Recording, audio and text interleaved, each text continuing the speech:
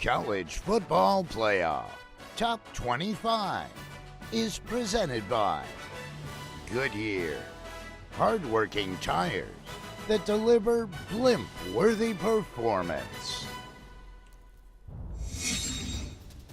You had 3 undefeated teams make the playoff in the college football playoff era, and we've got 3 sitting at the top that just keep holding serve. Alabama, Clemson, Notre Dame, followed by the one-loss teams of Michigan, Georgia, and Oklahoma. Of course, Georgia and Alabama already set to play in the SEC championship game on Championship Saturday. Joined now by the chairman of the College Football Playoff Selection Committee, Rob Mullens. Rob, let's start at the top. It's been a foregone conclusion Alabama-Clemson is going to be 1-2.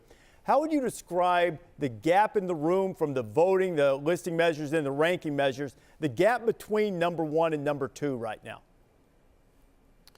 Well, I mean, obviously, there's a lot of conversation around both those teams. And when you look at them at this point, they're complete teams. They're very strong on offense and very strong on defense. And as you look at the last couple of weeks, Alabama with 2 consecutive shutouts, which certainly impressed the committee when you add that to their efficient offense. And then you look at Clemson and how their defense played on the road at Boston College last weekend. You know, the only score was a special team score. So, you know, still 1-2 at this point through week 11. Is there a gap between 1 and 2? Is Clemson pushed to overtake 1? You know, again, we spend a lot of time talking about it. I don't know that we put a definition around the gap, but when you load up the metrics, you know, they're both top 10 offense, top 10 defense. But at this point, everybody has Alabama 1 and Clemson 2. Okay, so behind that now, is there a bigger gap and a more significant one between those 2 teams and the other teams in the top 5 or 6? Well, again, I don't know that we put a measurement on the gap. You know, when we go through the voting processes, we you know, do them in the 3 categories by threes. When you look at Notre Dame, again, we see a team that took care of business this week with a backup quarterback and a strong defense. And then Michigan's had, you know, 2 consecutive weeks of winning 42-7 with the number 1 defense in the country and an offense that continues to improve. And then you look at Georgia the last 3 weeks with what they've been able to do after losing to LSU. You know, again, we see a strong defense, you know, and an offense that's led by Jake Fromm that continues to make progress. What you haven't seen is a strong defense from Oklahoma. You see a championship-level offense, it would appear, but the defense has struggled. It was a couple of years ago that a former committee member said that that was a thing the committee couldn't get past. They didn't feel like Oklahoma had a championship-level defense at that time, and it kind of kept them out of consideration. How would you describe the way Oklahoma's evaluated as it pertains to the way they're playing defense right now? Yeah.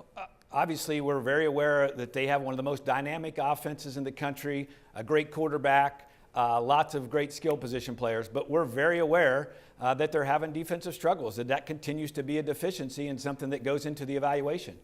When you look at teams sitting behind LSU, and LSU is the 2-loss team that's sitting there ahead of some of the 1-loss teams, how much weight do you anticipate the evaluation process will take winning rivalry games, winning championship games potentially, as teams like Ohio State, teams like West Virginia, Washington State, Oklahoma, all will have the opportunity to do?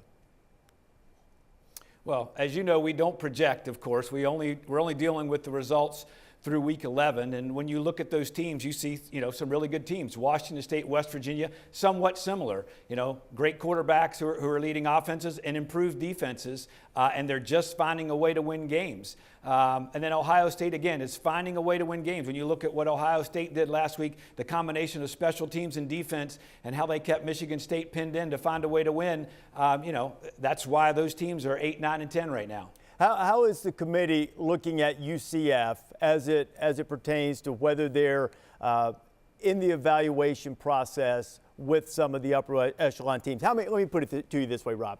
How many listing steps does it take before UCF gets on the board?